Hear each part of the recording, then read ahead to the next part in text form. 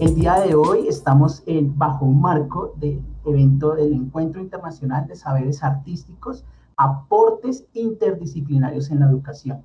Y ese es el ejercicio. Cuando uno mira la educación, no la debe mirar como algo plano, como algo, el proceso formativo no es algo que está estandarizado, sino que es algo que genera mucha flexibilidad. Y esa flexibilidad nos da los diferentes campos y áreas de actuación, de saberes, y por supuesto, cada uno desde su disciplina va contextualizando en los diferentes lugares. Para nosotros, para la Corporación Universitaria Minuto de Dios, todo lo que podamos desarrollar o trabajar o discutir, o estos escenarios en donde vamos a compartir unos conocimientos, unos saberes, que sea un espacio dialógico, siempre para Uniminuto va a ser un baluarte, va a ser un ejercicio muy valioso.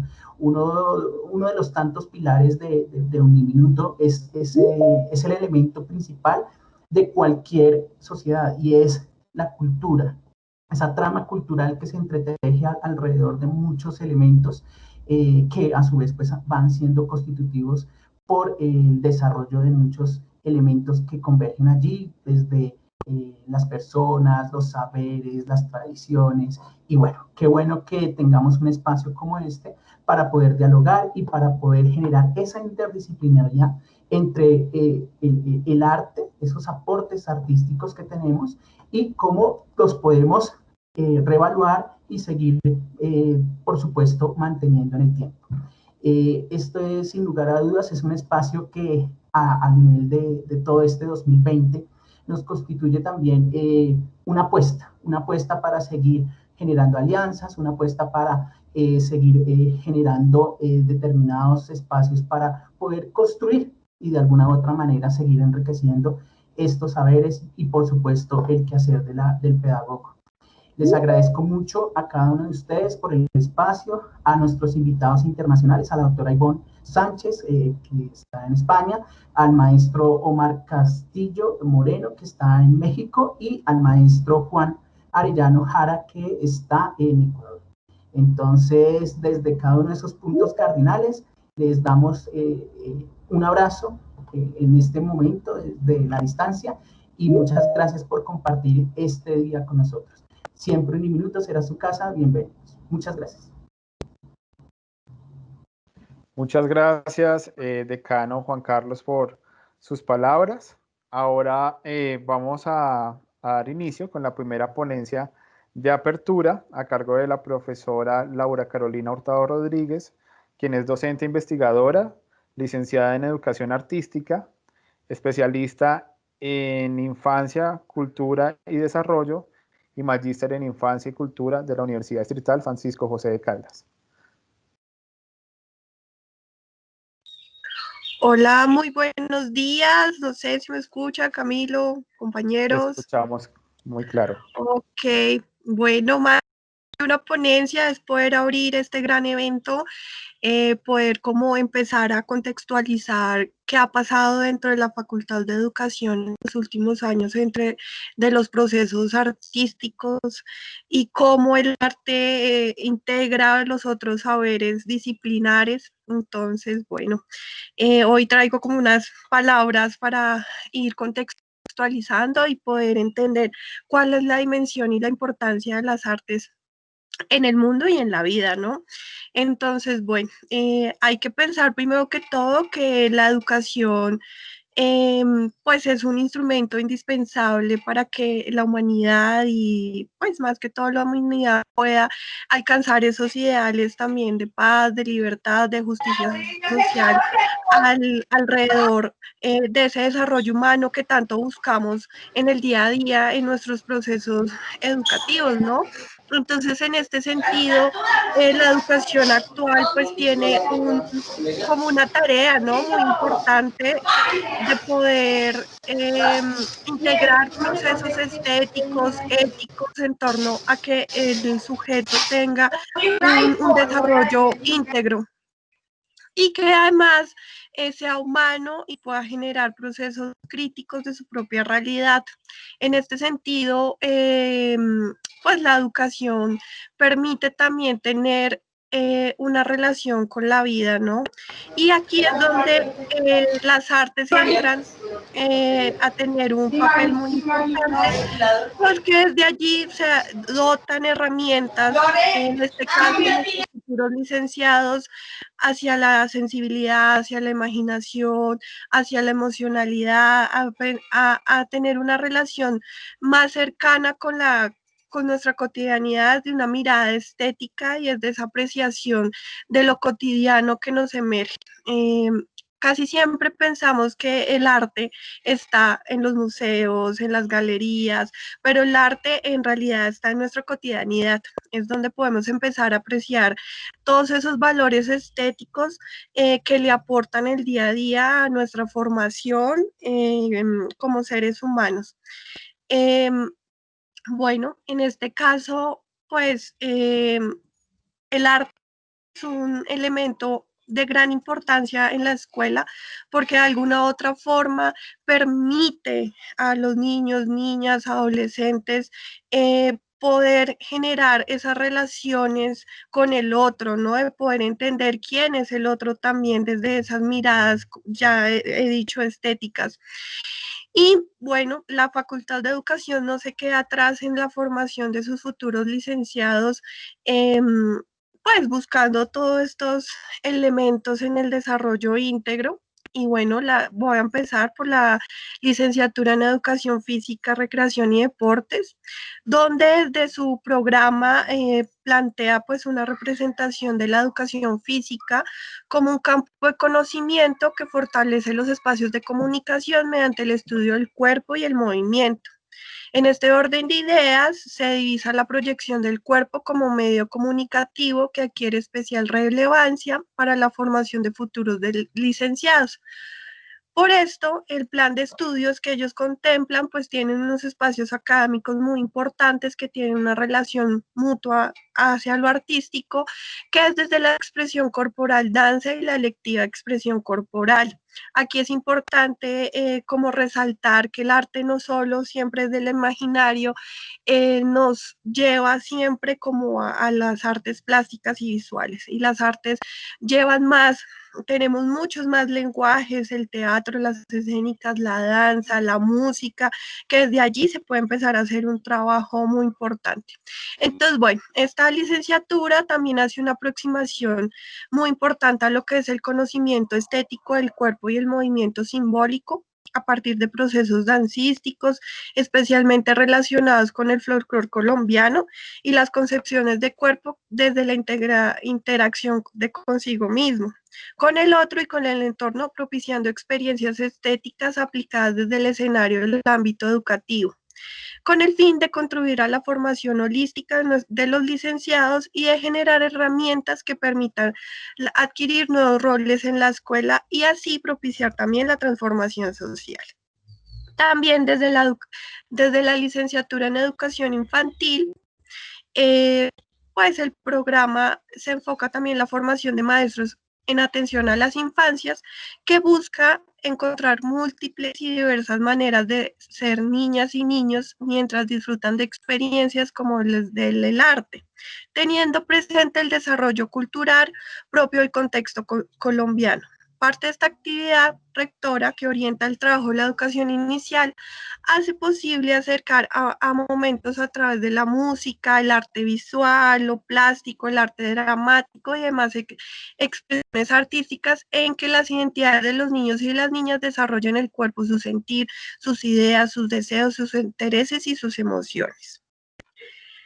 Y desde la licenciatura en Educación Básica con énfasis en Ciencias Naturales y Educación Ambiental, se vienen desarrollando unos procesos de enseñanza de las ciencias naturales y ambientales con trabajo desde la educación artística, desde semilleros, desde 2 semilleros, en realización de un laboratorio artístico para la generación de experiencias artísticas para poder acercar un poco más a la comunidad académica hacia la avifauna que hay en el entorno universitario.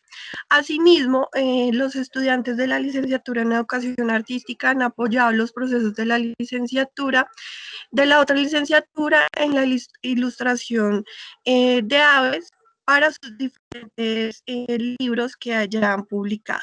Entonces, en este orden de ideas y en este panorama, vemos cómo el arte empieza a permear estos escenarios de formación y cómo, de alguna u otra forma, no solo la licenciatura en Educación Artística realiza procesos artísticos y de creación en pro del desarrollo humano y de la educación. Entonces, bueno, muy bien, bienvenidos a este encuentro de gran importancia para nuestra facultad, porque nos demuestra una vez más que el arte no solo está en las academias, sino también en la vida, en la educación y en otros entornos para fortalecer.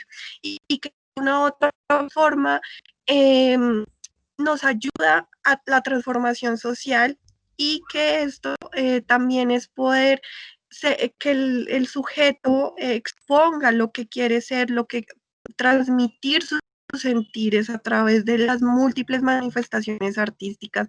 Entonces, bienvenidos, los dejamos con estos grandes invitados el día de hoy y muchas gracias. Muchas gracias, Laura, por tu intervención. Vamos con la primera invitada. Llamamos a la doctora Ivonne Sánchez Barea. La doctora Ivonne es poeta, pintora y escultora. Además es doctora honoris causa en liderazgo. La doctora Ivonne es de origen colombo-español. Ya les contará de pronto un poco más su historia. Y ha sido miembro organizadora y representante de diversas organizaciones en el campo de la literatura. Cuenta con múltiples publicaciones, libros y premios literarios y poéticos. Entonces, nuevamente, bienvenida, doctora Ivonne. Muchísimas gracias. En primer lugar, saludo a todos los que me están viendo y escuchando. Agradezco a Unaminuto Virtual y a distancia por esta amable invitación a fin de trasladar desde mi propia experiencia a las y los docentes de Colombia mis reflexiones y consideraciones respecto al arte en la educación y la educación hacia el arte. Este importante colectivo al que se ha de apoyar desde temprana edad, los artistas, para ayudar a la formación interdisciplinaria y a aquellos estudiantes que desde la niñez y la juventud se identifican a sí mismos como individuos creativos. Agradezco al señor decano, don Juan Carlos Mendoza, a la magíster doña Laura Carolina Hurtado Rodríguez y a los conferencistas que me precederán y me acompañan desde otros países, el maestro don Omar Castillo Moreno desde México y el maestro Juan Arellano Jara desde Ecuador. Antes de comenzar esta conferencia, reitero que todo lo que aquí expondré es desde mi experiencia personal y que después desarrollaré desde 3 palabras que triangulo para darles eje a la configuración del pensamiento. Esas 3 palabras son la preposición pre, la preposición co y siento. Y como subtítulo, no soy tú. Antes de adentrarme en estos conceptos, desgloso a continuación mi visión. La educación, desde hace 2 siglos, se ha arreglado y se ha encorsetado, y en este caso estoy hablando de los casos europeos y de los países supuestamente más avanzados. Se han encorsetado y regulado bajo estándares concretos y muchas veces poco flexibles a la evolución de las sociedades, las tecnologías y la historia de los pueblos. Desde mi individual punto de vista, la educación se debería centrar en dar unos conocimientos básicos y mínimos exigibles a los estudiantes y darles todas las posibilidades y oportunidades para desarrollarse en los campos en los que tengan interés y dotes específicas. Los caminos de la creación. Reitero, Desde mi perspectiva individual, como pintora, escultora y poeta, debo exponer aquí hoy que es a partir de la estructura mental de concepción del mundo y de mí misma como individuo en el que me reconocí como persona creadora. Los rasgos de la personalidad, la constancia, el trabajo, la disciplina aplicada, el entorno familiar y escolar, es lo que nos lleva finalmente a consolidarnos en el camino de la creación artística, poética o cualquiera de las expresiones desde esa base. A muy corta edad, en mi caso particular, yo ya sabía mis preferencias. Sin embargo, los estándares me sujetaron para cumplir debidamente con los exigidos y reglados por los programas educativos. Por eso pienso que los programas deben ser revisados constantemente. Me imagino que en el caso de Colombia y de Latinoamérica, por el contacto que he tenido, así es, y son mucho más flexibles que los estándares europeos, curiosamente. Un factor que no me fue favorable en aquel entonces, cuando era niña, fue el hecho de pertenecer al género femenino, por lo que hoy ya y aún sigo reivindicando las oportunidades de igualdad en condiciones para todas y todos. Creo firmemente que se han de ampliar los abanicos, así como identificar por parte de los docentes a esas personas, estudiantes creativos desde temprana edad.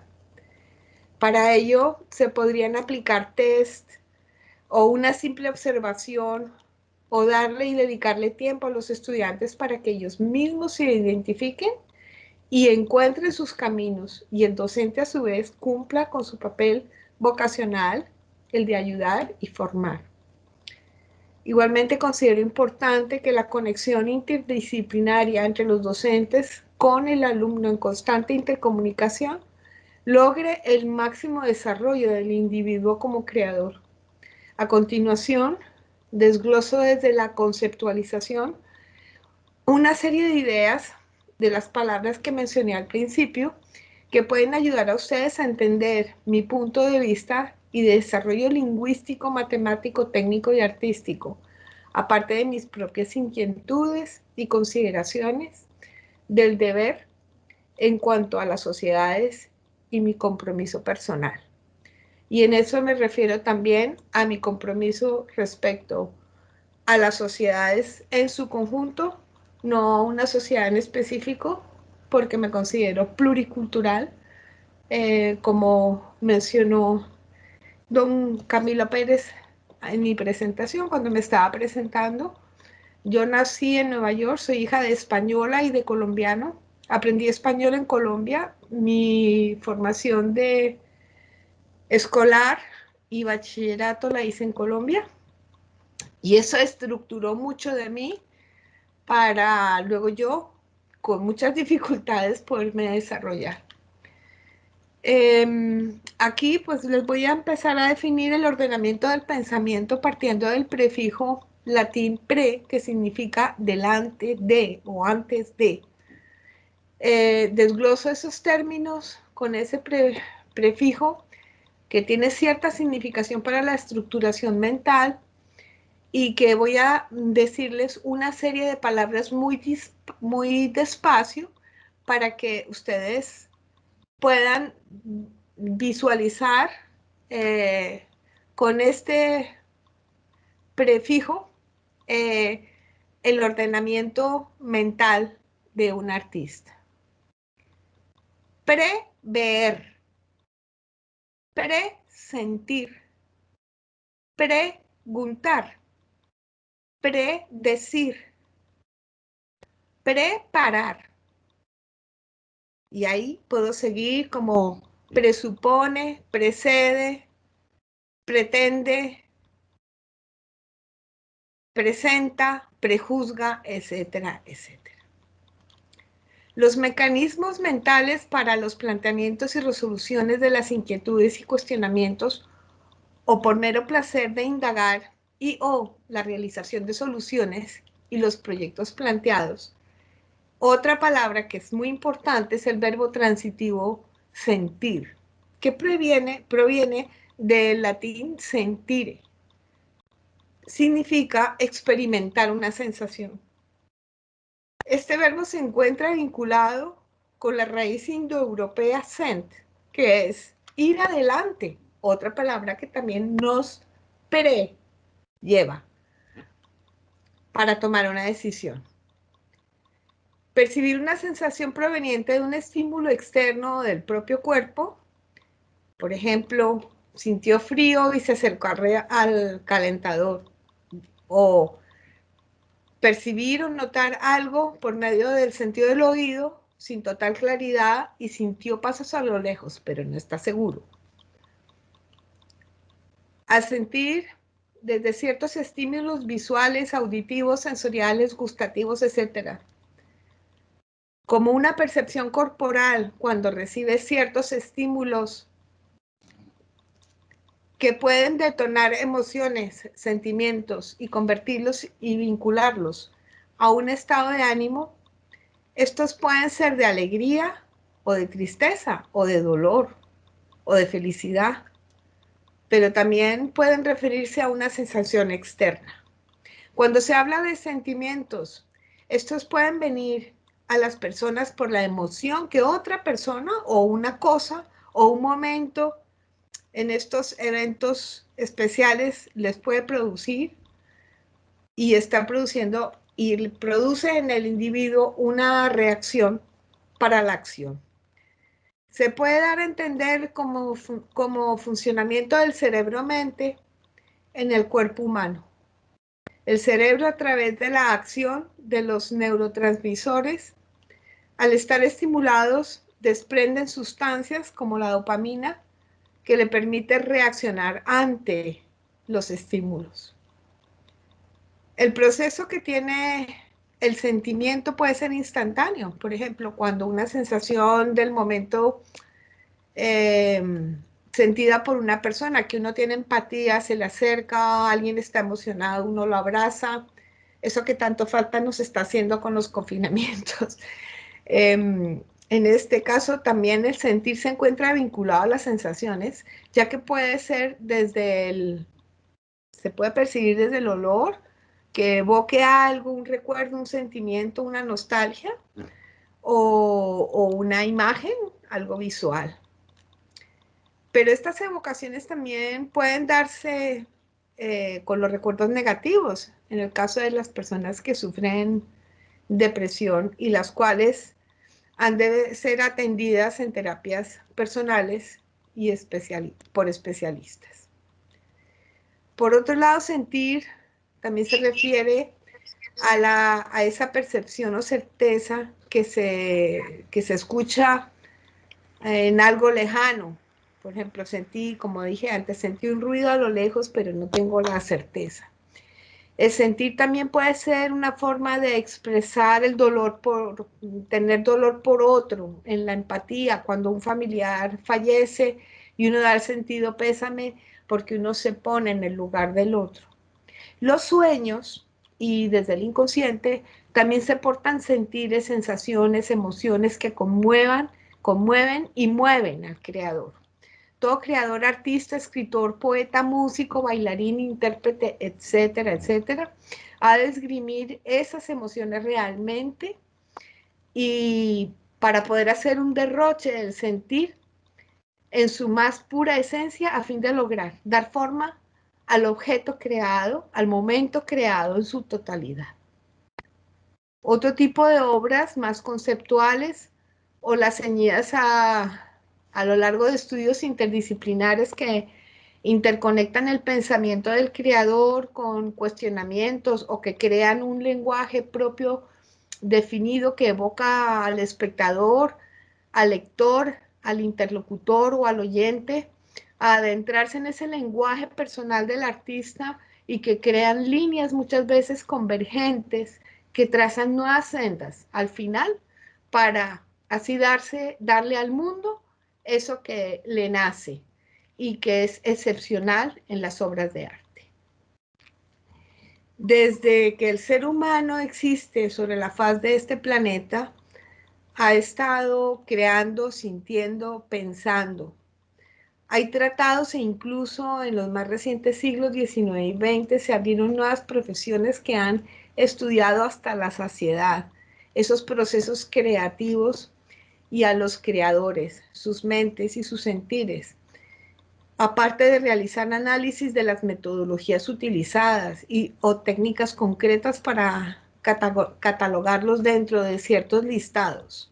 Eso le ocurre a los privilegiados. No todos los artistas acaban en las listas. El trabajo consiguiente, consecuente, vuelvo a utilizar el término con, la preposición, es el de hilar la emoción del sentir con el acto de la creación en el análisis del pre y el con. Ahora lo que va dirigido a ustedes. El maestro, el profesor, el formador ha de ser consciente en todo momento que el creador no es él y que durante estos procesos la mente desglosa y profundiza en unos procesos únicos e individuales en cada artista. Así he subtitulado esta corta conferencia para que en este encuentro aportes interdisciplinares a la educación en un minuto. El subtítulo es No soy tú, y su significación para la total independencia del creador a la hora de concebir su propia obra, la propia vida, la propia experiencia individual y desde luego después en el colectivo. Es de importancia inmedible dar cabida a todas las conceptualizaciones de la creación, las necesarias justificaciones individuales para dar forma a la obra. Con la preposición con, que significa, indica relación o encuentro o trato, voy a decir también una serie de palabras, entre ellos con lo que empecé. Conceptual, con ciencia, concordar, condensar, convertir. Y así un largo transcurrido verbal. Y llego a un verbo transitivo que dice concatenar, que significa unir o enlazar dos o más cosas. 1. Enlazar o vincular hechos o ideas que guardan entre sí una relación lógica o de causa y efecto. 2. Unir diferentes cosas o acontecimientos en un mismo tiempo. Es aquí donde he de hacer hincapié para que las interdisciplinas se conecten, acuerden, se acompañen, se ayuden, se apoyen e ir unas de las manos de las otras. En los casos de los individuos, de los estudiantes con capacidades creativas y de los maestros, los formadores, los licenciados. Todo lo que es el ámbito de la educación. Muchos estudiantes de estas características fracasan en los estudios a temprana edad debido a que no se sienten identificados con los programas. Hay una profunda brecha, un vacío que los somete a callejones sin salida. No encuentran sus espacios, esos que son adecuados para sus propios desarrollos desde sus conceptualizaciones, sus vidas, sus lenguajes y sus creaciones. Bueno, pues llegando a este punto, paso a explicar la estructuración mental, emocional, los contextos de la propia vida para lograr inducir, atraer esos mágicos instantes que nos permiten realmente tener una experiencia liberadora. La libertad es otro concepto muy buscado y que tiene también sus propias ataduras, reglas, normas, para dar lógico sustento y sostenimiento a la obra creada. Individualmente, dejando de lado a la creación en equipo, dado que la mecánica y el desarrollo es muy distinta, reitero que la creación individual se remonta probablemente a factores como los genéticos, los de la educación, al talento innato, a la cultura, a lo social y a los resultados de un constante y laborioso trabajo, a las oportunidades que el actor, artista, escritor, bailarino, músico encuentren en la senda y al factor suerte o al factor destino. La estructuración de los lenguajes creativos en las diversas disciplinas se han de revisar, como dije antes, constantemente, y es probable que los propios estudiantes, y esto es muy importante, los propios estudiantes con estas capacidades dan las propias pautas para abrir esas nuevas sendas y nuevas investigaciones en estos sentidos para poder hacer el desarrollo. Las disciplinas de los lenguajes artísticos se han de combinar entre ellos para enriquecer las disciplinas.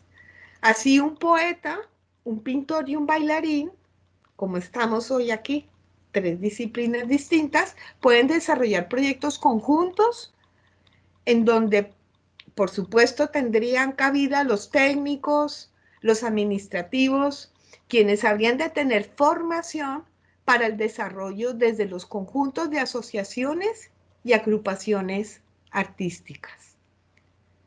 Los artistas hoy por hoy saben de técnica, de presupuestos, de presentación de dosieres, de relaciones públicas, de ventas, logística, publicidad y así un interminable, etcétera. O sea, tienen que saber hasta todo para poderse desarrollar. Y en muchas ocasiones todo esto no le permite al propio artista el desarrollo adecuado de su obra, pues se ha de ocupar en la práctica de todo. Por ello, hacer grupos, agrupaciones, colectivos de artistas es importante, no solo por la cooperación mutua en varios sentidos, sino por el desarrollo de las propias disciplinas. Los valores que tenga el individuo son igualmente interesantes, valorados e importantes, como son, por ejemplo, los artistas que desarrollan temas de medio ambiente, con un proyecto, o sea, yo soy muy imaginativa y pienso un proyecto de medio ambiente que abarque jardinería, conocimientos de agricultura, ecología, el arte, la pintura, el dibujo, para la clasificación de aves, como estaba comentando la doctora, la profesora Laura Carolina, perdón, y así pues poder poner en la puesta del territorio al propio arte. El arte también puede ser efímero, no tiene por qué ser una escultura que quede, eso es arte también, pero no tiene por qué serlo, quede plantado siempre en el mismo sitio. Me parece la idea muy bonita de que vaya cambiando de lugar, que sea móvil, ¿no? Que lo puedan disfrutar muchos estamentos de las sociedades. El artista también necesita desarrollarse en continuo crecimiento, por ello muchas veces este tipo de personas han de tener unos adecuados espacios y formadores para el máximo desarrollo de sus dotes, conocimientos y poder reintegrar a las sociedades el conocimiento adquirido y revertirle a las nuevas generaciones. Bueno, pues para finalizar, había 2 preguntas en el aire. Una era, ¿por qué los saberes artísticos han tenido un lugar de enunciación o de mención en la educación y por ende en la formación de los maestros?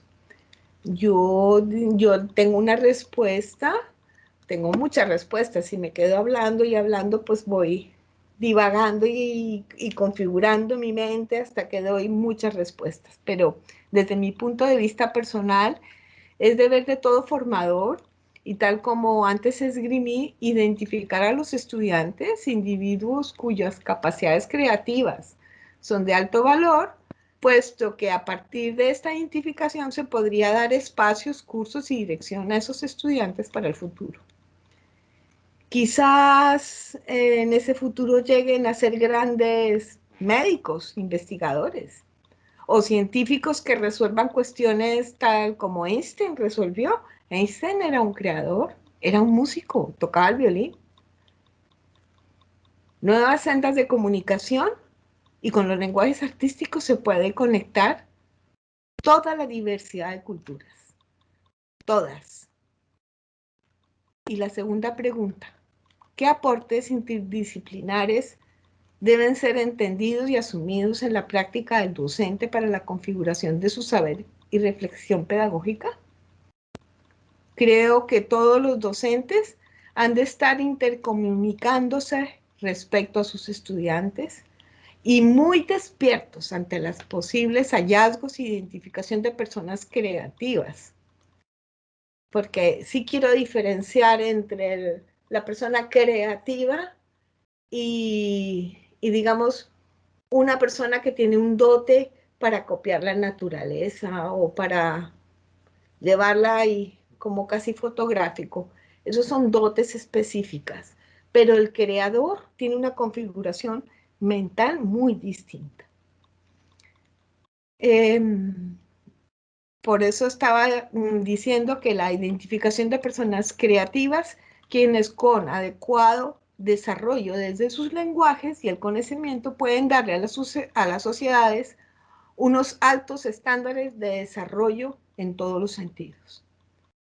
Cada alumno habría de ser monitorizado de forma que su preconceptualización y su conceptualización y su posterior consecución sean finalmente y fielmente apoyados, dirigidos y poder darles todas las oportunidades para el desarrollo individual en los colectivos artísticos. Bueno, aquí termino. Cualquier pregunta que quieran hacer en relación a mi experiencia personal ya más concreta, yo con muchísimo gusto estoy para darles respuesta. Muchísimas gracias. Muchísimas gracias, doctora. Muy interesante tu participación, muchas reflexiones que quedan allí. Invito a los compañeros maestros y estudiantes, si tienen preguntas, a que abran su micrófono y las hagan saber.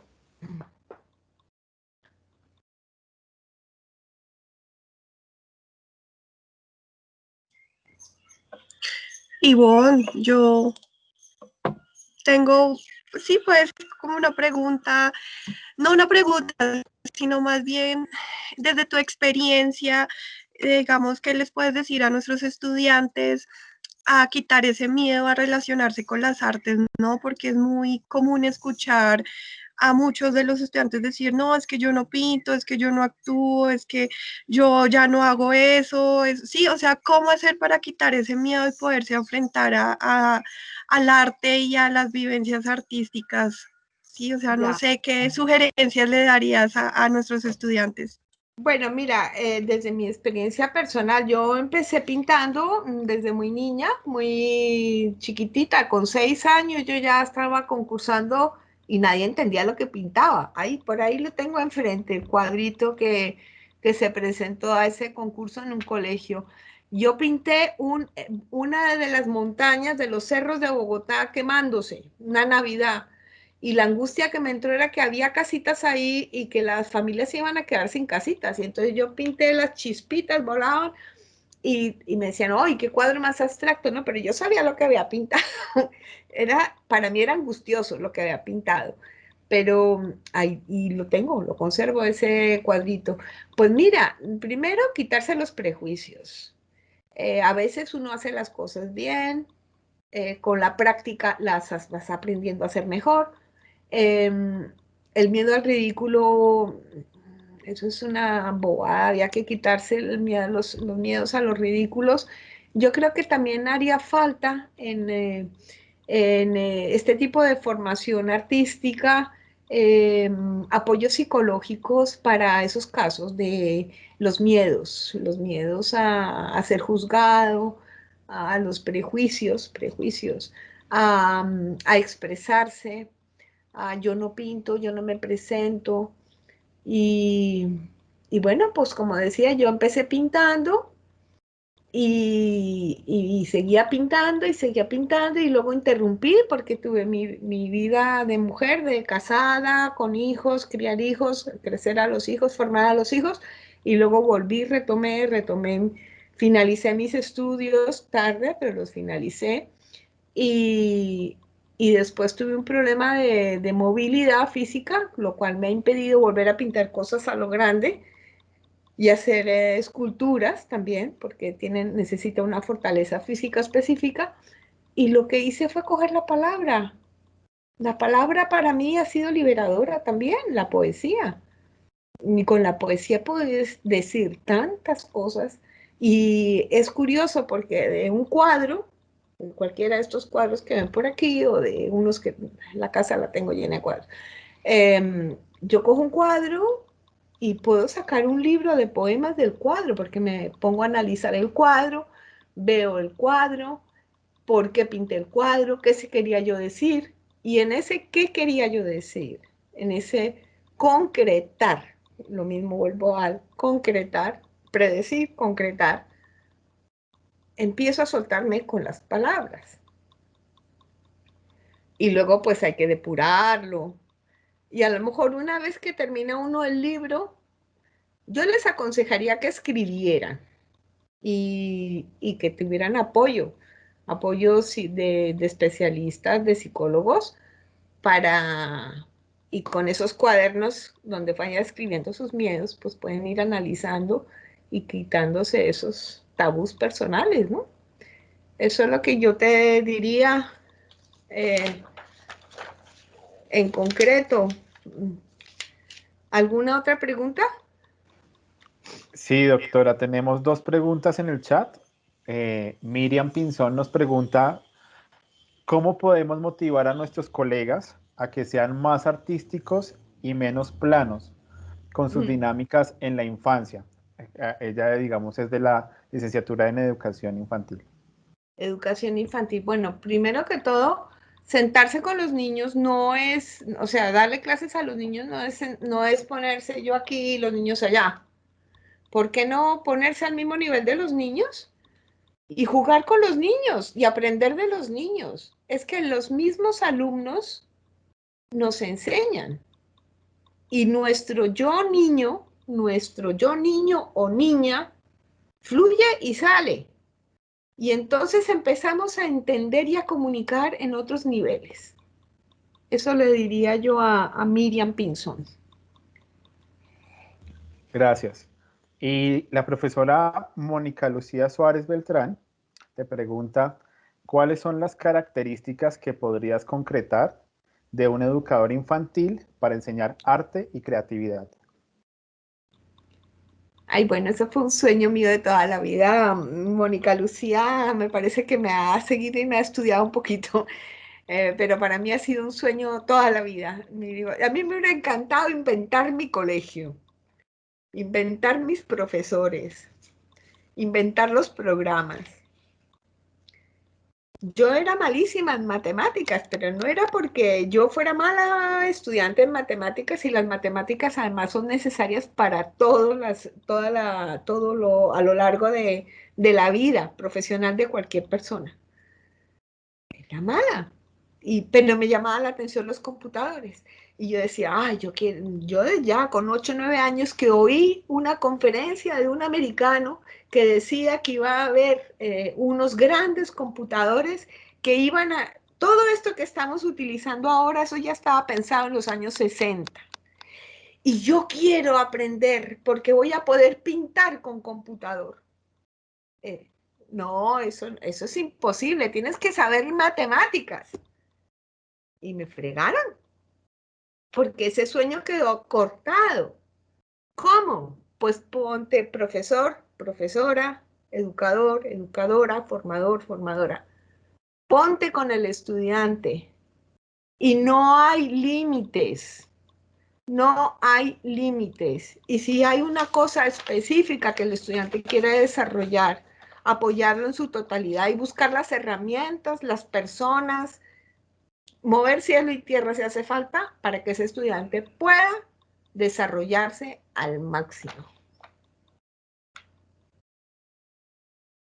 A mí me hubiera encantado una escuela de verdad donde las matemáticas me la hubieran enseñado eh, jugando con arcilla, pero yo estoy hablando de muy pequeñita, con arcilla. Vamos a pesar la arcilla, cuánto pesa la arcilla, nota cuánto pesa la arcilla, qué volumen tiene la arcilla, vamos a medir la arcilla, vamos, o sea, hacer un análisis concienzudo de lo que pero claro, eso es muy individualizado en el caso de los artistas, de los creadores, artistas creadores, porque yo quiero diferenciar bien claro que hay artistas que son magníficos, eh, no sé, sacando de puntos una escultura. Son técnicos, digamos, son mucho más técnicos, pero el creador tiene otra configuración mental. Realmente es complicado, pero se puede.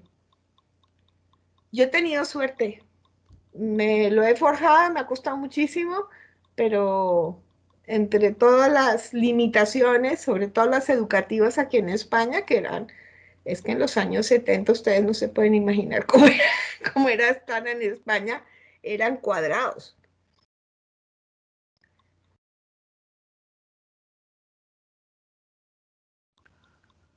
Bueno, doctora, tengo dos preguntas más. La primera la hace Viviana García, es una maestra de la licenciatura en educación artística. Dice, las capacidades creativas habitan en el campo interdisciplinar. ¿Cómo se potencian estas capacidades creativas? ¿Cómo potenciar varias capacidades, no una individualmente? Pues con proyectos, poniéndole a los objetivos o haciendo que los estudiantes mismos se marquen objetivos concretos y la investigación sea siempre en los campos creativos. Por ejemplo, si soy escultora y soy capaz de pensar y visualizar una escultura de 3 dimensiones y tal, bueno, pues hay que hacer los cálculos, hay que hacer cálculos del suelo, el cálculo del peso de la figura escultórica, los cimientos que necesito, todo el desarrollo dentro de un proyecto artístico. Y entonces ya con eso el estudiante va reflexionando también y va dándole soluciones a los problemas que se va encontrando. Ok, vamos con estas dos últimas preguntas. Paola Castro dice, ¿por qué crees que no pudiste llevar a cabo el sueño de crear una escuela? ¿Falta de apoyo? ¿Cuestiones No, económicas? no porque eso se hubiera podido conseguir. El dinero siempre se acaba consiguiendo de alguna manera u otra porque eso está por ahí rotando y al final uno lo consigue. No, mira, por miedo, por miedo. Tuve una educación en el bachillerato muy rígida, sin entender lo que es la mente de un artista, de un creador. Me coactó, me encascarilló y ya cuando me vine a España, yo por miedo a repetir el patrón de esa docente, yo no quería repetir el patrón de esa docente, que era humillante, era terrible. Y yo dije, no, es que a mí inconscientemente me puede salir, yo siempre diciendo, ¿y si algo daño a algún alumno? Pues por eso. Hoy en día ya, hoy por hoy ya tengo 65 años, pues podría dar clases, pero a este nivel, a los niños son tan tiernos, hay que tener un cuidado especial con la formación en los niños y en la juventud. Y nuestra última pregunta, doctora, ¿cómo lograr un aprendizaje artístico significativo en un país donde el arte en las instituciones educativas pasan siempre a un tercer plano? Ahí está el fallo, pero ese es un fallo más que todo de los gobiernos y de las instituciones públicas. El no reconocimiento de su patrimonio intelectual, creativo, artístico. Ahí yo creo que fallan los estados. Y no solo pasa, me imagino que pasa en muchísimos países. Hoy por hoy, como está el mundo configurado y estamos en un proceso de cambio de concienciación con esta pandemia y con estas circunstancias que nos ha tocado vivir a todos, pero el señor dinero primaba y el señor producir dinero, bancos, etcétera, y resulta que no, que el carácter creativo, el pensamiento creativo es muchísimo más rico y tiene muchísimas más soluciones a cualquier tipo de problema, desde lo más cotidiano hasta lo más complejo, ¿no? Como podía ser, por ejemplo, yo no sé por qué me viene a la cabeza Einstein o Hawking.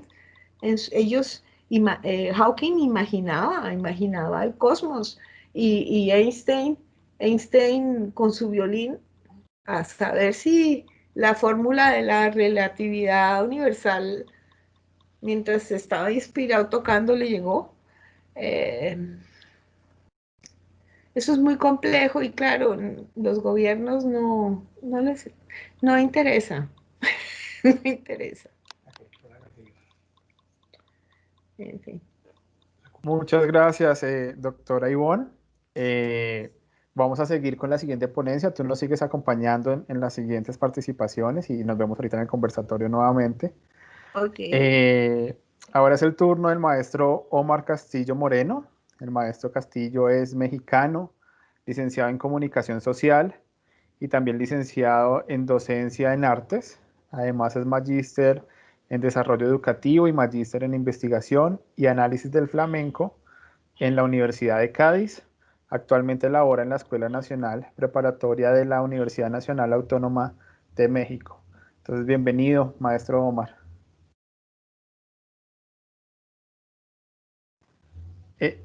Debes abrir el micrófono, no te estamos escuchando, maestro. Camilo, ¿ahora se escucha ya? Ya, te escuchamos. Ahora sí. Muchas gracias, Camilo. Bueno, pues primero que nada estoy muy, muy contento de recibir esta mañana de sábado con ustedes. Muchas gracias por la invitación a la Universidad Uniminuto. Y bueno, para mí es un placer en verdad haber escuchado a la doctora Ivonne y por supuesto después a mi gran amigo Juan Arellano, que ya tenemos nosotros un trabajo ahí hecho con la Universidad Uniminuto. Muchísimas gracias. La verdad es que agradezco muchísimo esta invitación. Yo les quiero proponer a los chicos que nos están pues ahora mismo acompañando de las diferentes licenciaturas, si pueden tener un papelito, ¿no? Y una pluma, porque quisiera ir como soltando algunas preguntas que después me gustaría muchísimo conocer su punto de vista. Entonces, creo que a lo mejor las podríamos llevar a la parte del conversatorio. Pero algo que quisiera comentar o con lo que quisiera arrancar es dos grandes, para mí, desde mi concepción, dos grandes temas, ¿no? Dos grandes posturas que están como muy sedimentadas en el campo de la educación artística. Yo voy a dirigir mucho más mi ponencia hacia la educación artística. La primera, yo les preguntaría, chicos, ¿ustedes creen que para hacer educación artística o poderte vincular con el arte debes tener algún don especial o debes nacer con ese don especial? Porque ahí vamos a tener una detención, ¿eh? O sea, habrá personas que consideran que sí, que los artistas son prácticamente que tocados por el dedo de Dios, ¿no? Y que es importantísimo y que son las únicas personas que podrían transitar por esa experiencia o llegar a la conclusión de productos artísticos. Y yo lo cuestiono un poco. Yo creo que todos tenemos ese derecho, es un derecho universal y todos podemos transitar por ahí. Y la segunda, no sé ustedes qué opinen, digo, yo sé que la Universidad Uniminuto es un oasis en el campo de la educación artística, pero y lo voy a ligar con la participación que hizo Daniela Estefani, justamente ahorita cuando terminó la ponencia de la doctora Ivonne. ¿No sienten que en muchas ocasiones tenemos nosotros que justificar la importancia del arte, incluso la importancia del arte dentro del currículum escolar? Nadie se cuestiona, compañeros, chicos, chicas, nadie se cuestiona que las matemáticas son importantes y que hay que asignarle 70,000 horas dentro del currículum escolar. Nadie lo cuestiona, damos por hecho, nadie cuestiona que la lengua es súper importante. No estoy diciendo que son campos que yo tengo que menospreciar, pero ¿por qué no puede ocurrir exactamente lo mismo con el arte? ¿Por qué no podemos ver esta, que es una de las conclusiones que les quiero plantear, por qué no podemos ver a la educación artística como un eje transversal, más que como un campo de conocimiento que pueda tener puntos de contacto con otros campos, con el conocimiento del medio, con el razonamiento matemático, con la lectoescritura, con las tecnologías? Creo que a veces los educadores artísticos estamos en esa constante tensión de decir, somos importantes, tenemos que estar siempre justificando por qué somos importantes, cuáles son las aportaciones que nosotros estamos brindando a los diferentes niveles educativos. No sé ustedes qué opinen, pero bueno, lanzo esas dos antes de compartir la presentación. Con esto quisiera empezar. El artista tiene esa característica de estar tocado por la mano de Dios, o todos podríamos ingresar hacia una experiencia o transitar por una experiencia estética o artística. Y la segunda, ¿se han sentido ustedes en esa necesidad de decir, soy educador artístico? Se los juro que también la educación artística tiene un peso dentro del currículum. A veces creo yo, compañeros, que estamos mucho más preocupados por intentar justificar la importancia que nosotros tenemos en el campo. Me voy a tomar el atrevimiento de compartir, Camilo, si se alcanza a percibir, les ruego por favor que me digan si está la presentación. Ya la estamos viendo tu pantalla. Muchas gracias, Camilo, muchísimas gracias. Pues bueno, si les parece bien, arranquemos. Yo quisiera un poco comenzar con las tendencias que yo considero de la educación artística. Me gustaría ir haciendo como algunas preguntas, por eso les decía lo del lapicillo y el papel para que puedan ustedes ir escribiendo, chicos, chicas, y posteriormente, si les parece, les quiero contar de un caso interdisciplinario donde fui alumno en el Centro Nacional de las Artes, aquí en la Ciudad de México, y posteriormente después fui profesor. Entonces, vamos a tener 3 grandes tendencias en la educación artística y también les puse aquí los principales representantes. Una primera tendencia que tenemos es la famosa llamada tendencia cognitiva. No se preocupen porque vamos a ver la explicación de cada uno de ellos. En esta tendencia vamos a tener como principales representantes a Ardheim, ¿no? A Gardner y sobre todo a Elliot Eisner. De hecho, vamos a ver un pequeño fragmento de un video de Elliot Eisner que justamente nos habla de los aportes que hace el arte a la educación. Es este mismo camino que planteó la doctora Yvonne de las artes llevan a la educación y la educación a las artes, desde luego, y que puede ocurrir con cualquier campo de conocimiento. Una segunda que tenemos va a ser esta tendencia expresiva, sobre todo la postura de la educación por el arte que fundamentó Reed.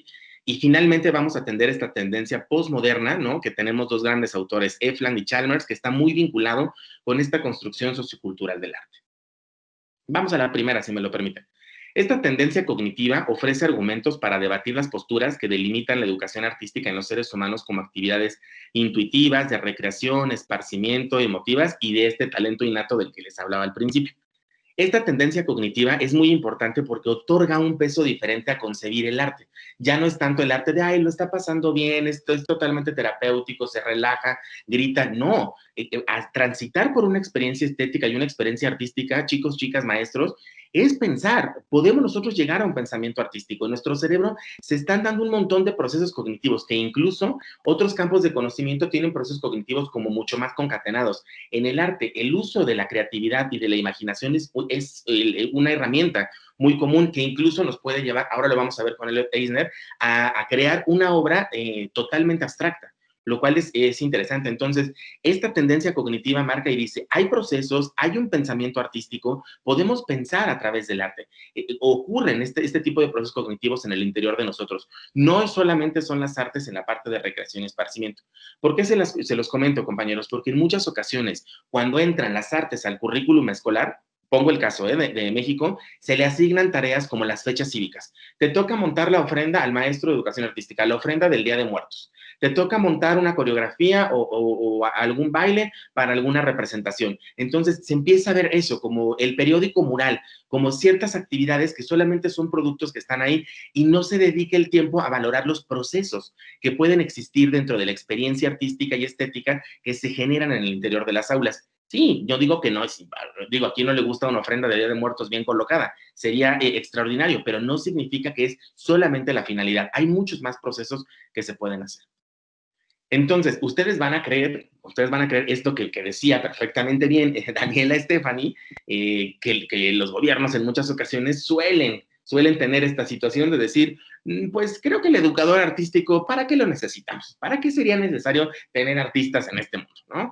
Y ha ocurrido en muchas partes. Les vamos a poner el caso de España, ¿no? Donde España ya habían logrado tener los estudios superiores ya habían tenido justamente esa situación de grado y vamos a ver cómo un ministro de educación, o sea, un ministro de educación echa un poco por tierra esto. Entonces, les pongo este video que se llama Muertos de Hambre y continúo con la exposición. Lo miramos. Camilo, si en algún momento no se escucha o algo, te ruego por favor que me lo hagas saber. Claro que sí.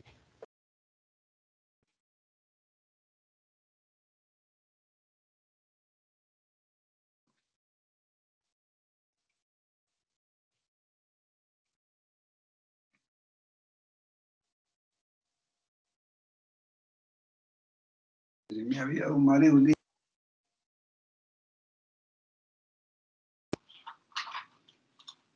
No se escucha. No, todavía no empieza.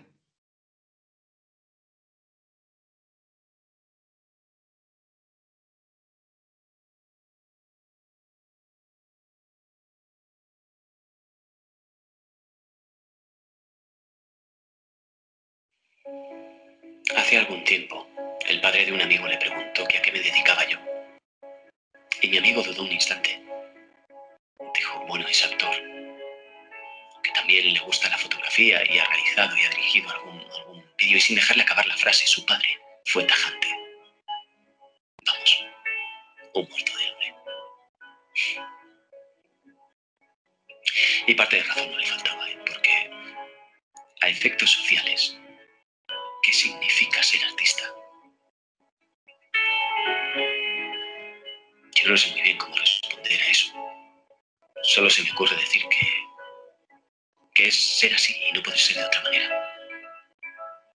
Parece que en el mundo son imprescindibles los cardiólogos, los arquitectos, los empresarios, los contables, y que duda cabe, ¿no? Sin embargo, no parecen ser tan vitales los trompetistas, los ilustradores, las actrices, los poetas. Ya desde pequeños estas disciplinas ocupan las horas muertas en la falta de programación. O como actividades extraescolares, ¿no? Son como una limosna para los niños más inquietos, como prescindibles totalmente. ¿Por qué no poner el mismo empeño en la creatividad que en la alfabetización? Dedicar las mismas horas a las matemáticas que a la danza.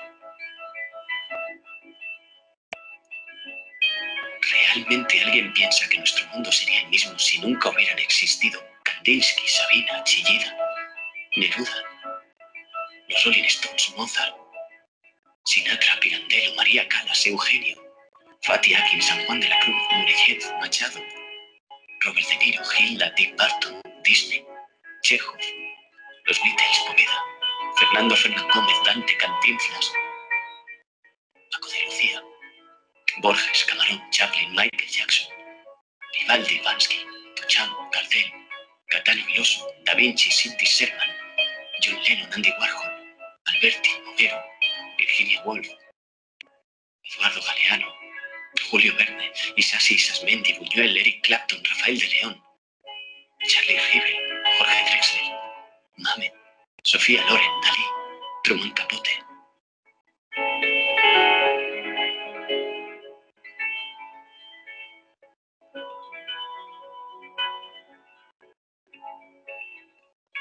¿De verdad alguien piensa que seríamos los mismos sin Madame Bovary, Carmen, el Cascanueces, los Simpson, la Sirenita, la historia interminable, el bueno, el feo y el malo, el viejo y el mar, Lágrimas negras, Viaje al centro de la tierra, Penélope, los Goonies, la Capilla Sixtina, Toro salvaje, Frankenstein, El padrino, Carmina Burana, Los Soprano, Caminito, Antígonas, Casa de muñecas, Friends, Pulgarcito, Fuente Ovejuna, Las Valquirias, La guerra de las galaxias, La Ilíada, Las mil y una noches, El Guernica, El Principito, Forrest Gump, El Quijote, El Aleph, Imagine, La chaqueta metálica, El apartamento, Blancanieves, Ojos verdes. Ahora nos parecen sagrados estos títulos, pero no deberíamos olvidar que en algún momento de la historia, un muerto de hambre les dedicaba su tiempo, su energía, su vida, para que existan hoy. De la misma manera que en estos instantes, alguien desconocido le da vueltas a la trama de un guión, está inmerso en una coreografía, se pelea con un pentagrama, investiga en un personaje, moja los pinceles o termina un beso. Y hacen todo esto generalmente sabiéndose fuera del sistema, siendo considerados una rareza. Reconozco lo complicado que es hoy día alcanzar la estabilidad en una profesión. Estudios, oposiciones, máster. Pero no se equivoquen. Ser artista equivale a las mismas horas de formación que cualquier profesional. Castings, audiciones, ensayos, horas de espera en las grabaciones, perfeccionamiento, entrega, sacrificio infinito. Un mundo igual de complejo que cualquier otro.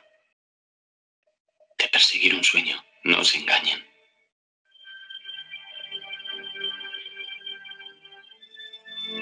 ¿En serio alguien está convencido que todo sería igual sin las bulerías?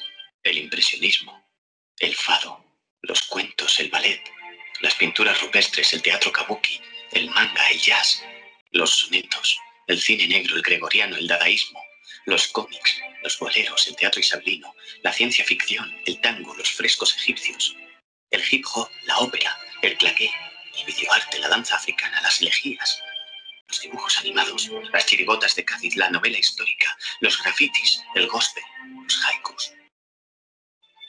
Piénsenlo.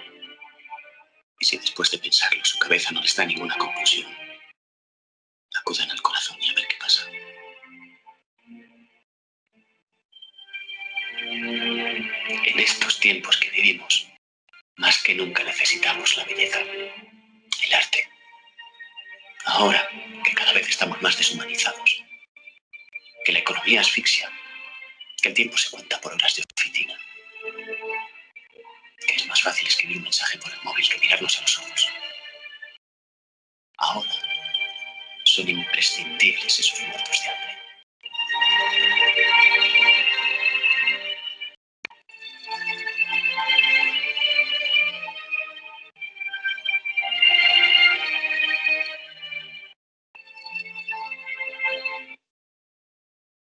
Bien, pues un poco este video justo surge con la propuesta, ¿no?, que hace este gobierno español, ¿no?, de denostar un poco las actividades artísticas. Y puede ser un poco romántico, yo lo sé, pero me parece que pone de relieve muchas de las situaciones que justamente transita el campo de la educación artística y en general de las artes.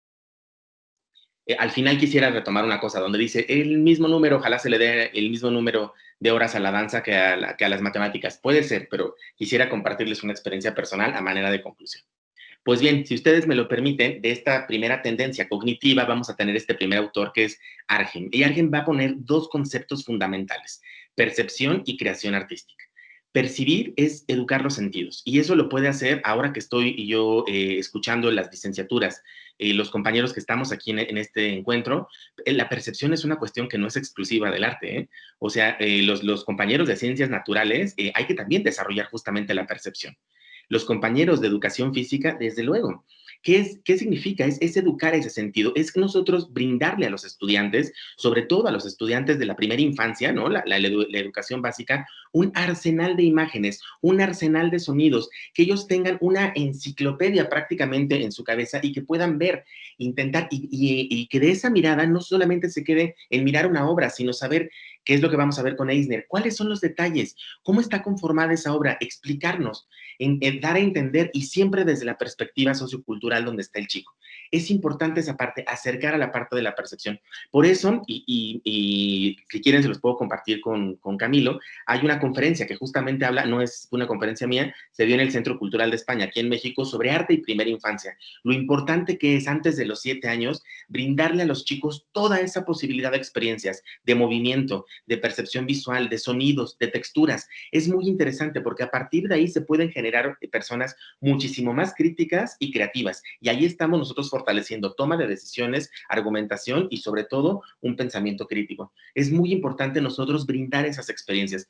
Por eso hay muchas personas que no están tan de acuerdo con el uso de las tecnologías, las tabletas y los celulares en la primera infancia de una manera desmedida. No sé si a ustedes les ha pasado, pero actualmente yo entiendo a los papás, y no es una crítica en verdad hacia ellos. Puede ser que la misma situación lleve a que estén los dos papás trabajando, y una manera de mantener entretenido al niño es otorgándole una tableta o un teléfono celular. El único asunto es que a partir de ahí nosotros no estamos generando ninguno de los procesos creativos. Incluso cuando esos chicos lleguen a futuras formaciones, son chicos que les cuesta mucho trabajo vincularse en actividades colaborativas y en equipo. Muchísimo, porque están totalmente aislados, siempre tienen la vinculación con la tecnología. Importante desprender e intentar jugar, intentar moverse, intentar cantar. Es la situación como nosotros jugábamos antes, y digo, no me siento tan mayor, pero salir a jugar, utilizar tu corporalidad, aprender que también a partir del cuerpo te puedes vincular con el medio, es interesante. Esta parte de las percepciones. Pero también tenemos la parte de la creación. Nosotros creamos a partir de la imaginación, y eso es importantísimo. Nunca perdamos la capacidad de imaginar qué pasaría, qué puede pasar, ¿no? Y esa parte de la imaginación es súper fácil desarrollar a partir de por qué crees eso, ¿no? ¿Qué ven ustedes aquí? Yo veo una manzana. ¿Qué más ves? ¿Por qué crees? Nunca decir, esto no, ay, no puede ser posible, aquí no es una manzana, esto es una pera. No, decir, bueno, ¿y tú por qué? Si yo veo que es una pera y el niño dice que es una manzana, explicar el por qué. Es una de las ventajas que tiene la enseñanza de las artes y en general las artes. No tenemos nosotros dogmas o postulados a los que todos tenemos que llegar iguales. Probablemente en matemáticas 2 más 2 son 4 y ahí sí no habrá manera de hacerlo, pero las artes tienen esa capacidad de que no todos tenemos que llegar al mismo resultado. Ahí se puede potenciar la creatividad y la imaginación. La percepción, señala Argent, colabora con otros procesos como son la argumentación, la discriminación y el análisis, porque cuando nosotros preguntamos ¿qué ves? El estudiante, el niño, el joven, el adolescente, tiene que argumentar un poco qué es lo que pasa y esa argumentación la va a hacer a partir de los referentes que él tiene. Por eso es muy importante otorgarle lo que les decía, ese arsenal de imágenes, de sonidos, de experiencias que vivan, es muy importante. Y Argent también comenta como parte de la formación, que esto es muy interesante, que es de esos puntos de la interdisciplina y de la convergencia entre ejes transversales, que es muy importante para que estos desarrollos de percepción y de creación se puedan desarrollar en el chico, también se formen otras áreas como son la filosofía, que le va a proporcionar pensamiento lógico, ética, ¿no? Importantísimo ahora, por supuesto también un aprendizaje visual y un aprendizaje lingüístico. En esto del aprendizaje lingüístico, comunicación efectiva de lo que pasa en su pensamiento, es una de las cuestiones que vamos a retomar justamente con Elliot Einstein. Vamos a Gardner. Gardner, no sé ustedes, me imagino que se están formando para educación básica, ¿no? Bueno, en su libro Arte, Mente y Cerebro, Gardner menciona una famosa curva de la U. O sea, este desarrollo artístico lo plantea en la U. Entonces, en la primera parte, como si nosotros empezáramos a escribir la letra U, tenemos este periodo elevado de creatividad que se ubica sobre todo en educación preescolar. Lo intenté que fuera como un poco claro en cómo está repartido los niveles educativos en los diferentes países. Y por supuesto también en los primeros años a lo mejor de educación básica, es decir, parte de la primera infancia. O sea, lo tenemos 7, 8 años, aquí tenemos un periodo súper elevado de creatividad, donde los chicos pueden argumentar, donde ustedes les pueden expresar, presentar una obra, qué piensas, qué opinas, y va a haber una capacidad de argumentación, de imaginación. Aquí hay un periodo súper elevado, que después esa parte de apreciación la podemos llevar también a la expresión.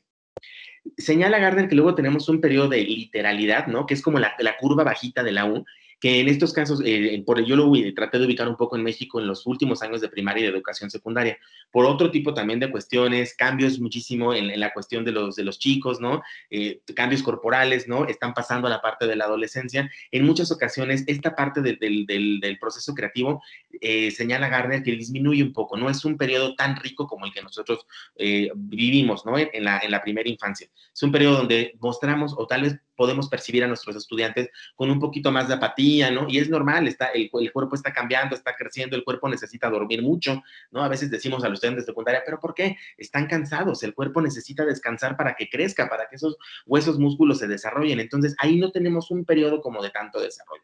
Pero dice Gardner que al final hay un periodo de resurgimiento triunfal, este final como de educación secundaria y sobre todo el bachillerato, donde se empieza una vez más como a reactivar toda esta parte súper creativa, ¿no? Que pueden tener los estudiantes y que aquí nosotros ya podemos tener la formación de futuros profesionales en el campo de las artes. Recordemos que parte del bachillerato en algunos sistemas educativos, parte del bachillerato ya se canalizan algunos bachilleratos específicos a las áreas de artes, de humanidades, etcétera, y que es la idea de que se puedan formar o preformarse en el campo para que puedan acceder a estudios de licenciatura, a estudios superiores, grados superiores, ya vinculados específicamente con la educación artística. Recordar que Gardner dice que no existe solamente un tipo de inteligencia, y esto es muy importante, ¿no? Porque a veces creemos que el chico que le cuesta trabajo las matemáticas, ¿no? En educación básica decimos muy mal, que este chiquillo no es para nada inteligente, ¿no? Y Gardner dice, no, quién sabe, o sea, existen otro tipo de inteligencias y tenemos la musical y la corporal, ¿no? Entonces, este tipo de inteligencias a nosotros nos pueden ayudar a canalizar y a concatenar otros campos de conocimiento. ¿Qué pasaría si las tablas de multiplicar las aprendemos a través de golpes en el cuerpo? ¿Qué pasaría si las tablas de multiplicar las aprendemos a través del canto? Pero ¿qué pasaría si también el conocimiento del medio nosotros lo hacemos a partir de obras? esta es la situación, o sea, nosotros podemos ir como haciendo mezcla de los diferentes campos de conocimiento o lo que marca el currículum para que estudie o se apropie el chico y lo pueda desarrollar. Entonces, Gardner libera un poco esta situación, ¿no? Y les voy a decir una cosa, es súper fuerte porque ¿cómo estamos evaluados los países? Por ejemplo, los países que pertenecen a la OCDE. Llega un instrumento que se llama PISA y PISA se tiene que aplicar en las escuelas primarias, secundarias, etcétera, y los campos que tienen muchísimo mayor peso son, pareciera ser que es importante que se formen en razonamiento matemático y en lectoescritura, porque entonces son examinaciones que vienen de organismos internacionales y que al parecer es lo que dicen quién es inteligente y quién no lo puede ser. Y de pronto digo, ¿habrá otro tipo de inteligencias? ¿Por qué no se valoran en ese tipo de estándares y de pruebas internacionales otro tipo de inteligencia? No viene absolutamente nada donde intentemos valorar la creatividad de los chicos, por ejemplo. Pareciera ser que tiene que estar encasillado. Entonces, ¿qué pasa? Que los sistemas educativos, para no salir mal, evidentemente en esas pruebas y para tener un buen nivel, se dedican a preparar ese tipo de pruebas y a veces abandonamos otro tipo de campos que podrían ser igual de interesantes o que esos campos pueden ayudar a desarrollar esas inteligencias que se quieren evaluar. Por medio de las inteligencias múltiples se pueden resolver problemas y elaborar productos en un contexto determinado. Además, también Gardner asegura que se requiere un perfil de docente que combine aspectos técnico-disciplinares y pedagógicos. Por eso, pues un oasis, lo que les decía, que Uniminuto tenga esta licenciatura en educación artística. Bien, pasamos a uno de los grandes para mí, que es Elliot Eisner. Elliot Eisner, que escribió un montonal de cosas, pero el arte y la creación de la mente en 2004 hace muchísima conexión en qué podemos aprender las artes de la educación y viceversa. Esta tensión de las relaciones, que es el punto número 1, es muy importante. Cómo una obra de arte, chicos, nos puede ayudar a ver la parte y el todo, y la conexión que pueden existir, hacer el análisis de los detalles, hacer esa mirada, ¿no? Muy aguda, saber qué es lo que está pasando en esa obra, en la coreografía, etcétera. Eso sí lo puede proporcionar la parte del arte. Flexibilidad de propósito me parece extraordinario. El arte te enseña a vivir en la incertidumbre, chicos. No es que tenemos que llegar todos al mismo producto. Y ahora lo vamos a ver, pero dice el mismo Eisner, ¿cuándo sabemos cuando una obra está terminada? ¿Cuándo sabemos cuando una coreografía está terminada? Esa parte de saber que no tenemos que llegar a todos al mismo punto y a los mismos resultados es muy interesante y lo proporciona el arte. Y sobre todo, cambiar las rutas, chicos. Si a lo mejor no pasa o no tenemos como el mismo camino, se puede redirigir para llegar al proceso. Se puede valorar otra ruta u otro camino para llegar al proceso y al medio. Esta parte que tiene que ver con la forma y con los materiales es muy interesante y yo se los quiero un poco compartir. Dice Gardner un poco en su libro, ¿qué pasaría si nosotros, por ejemplo, vamos en la carretera, ¿no? Y vamos manejando y vemos un paisaje, vemos el azul del cielo, nosotros vemos diferentes tonalidades de verde que pueden estar en el césped, etcétera, y nosotros después eso lo llevamos a diferentes formas de representación. Sería interesante, ¿qué pasaría si a lo mejor yo le pongo al chico una hoja y le digo, intenta hacer una obra que se llame Verde? Y entonces el chico, a partir de lo que ya vio y de las referencias, crea una obra verde y después le preguntamos por qué. Pero ¿qué pasaría si le digo, vamos a hacer una coreografía y todos los movimientos tienen que ser verdes? Esa parte del proceso creativo, cómo el chico va a definir este movimiento es verde. Ahí hay un tremendo, chicos, y eso es una cosa maravillosa, que solamente ofrece el arte, un tremendo salto, porque el chico va a ocupar esta imaginación. No es un proceso de andamiaje directo, se salta 3 o 4 eslabones. Hacer un movimiento verde implica una abstracción tremenda, una capacidad de análisis tremenda para decir, este movimiento para mí es verde porque significa X cosa, o porque yo siento X cosa, o porque lo asocio con este referente, o porque me recuerda, y eso es lo interesante. Eso lo proporciona el arte. Esa es una de las situaciones. Y por supuesto, ahí está desarrollado el ejercicio de la imaginación y empezar a mirar esta perspectiva estética. ¿Por qué es tan importante el tránsito por la experiencia estética? Porque la experiencia estética va agudizando, hace sensible a los estudiantes. Y no solo la experiencia estética la podemos conseguir a partir de la belleza. Hay muchas más categorías estéticas. ¿Qué pasaría si vemos una obra grotesca? ¿Qué pasaría si vemos una obra fea? ¿Una obra sublime? ¿Qué pasaría? Estas chispas que pintó Ivonne cuando se estaba en la casa, habrá gente que diga, qué maravilloso. A lo mejor Ivonne estaba viendo que se estaba quemando la parte, ahora que nos explicaba lo de Colombia, pero habrá gente que diga, estás viendo las tonalidades de anaranjado y de amarillo que están surgiendo de ahí, y puede captar. Eso es parte. Empezar a mirar el mundo a partir justamente de la estética y no solo de la categoría de la belleza. Y finalmente, ¿cómo traducir estas cualidades de la experiencia a una forma hablada o escrita? No saben lo importante que es, Ivonne lo comentaba, ¿no? Después de esos movimientos verdes, que la coreografía se puede llamar verde, ¿cómo podemos nosotros crear un poema a partir de esa coreografía? ¿Cómo podemos nosotros exponer ¿Qué pasó en esa coreografía? Ahí se están generando procesos muy interesantes que solamente el arte en muchas ocasiones lo puede tener. Vamos a ver este video, es de Elliot Eisner. Este video se dio aquí en el Centro Nacional de las Artes en la Ciudad de México. Elliot Eisner desafortunadamente ya falleció, pero fue un congreso que se hizo justamente sobre educación artística. Dura 6 minutitos, les propongo que lo miremos y si tienen alguna anotación o algo, por favor, para el conversatorio o al final en las preguntas, con muchísimo gusto lo podemos debatir. Camilo, ¿me puedes comentar si se escucha por fin? Claro que sí.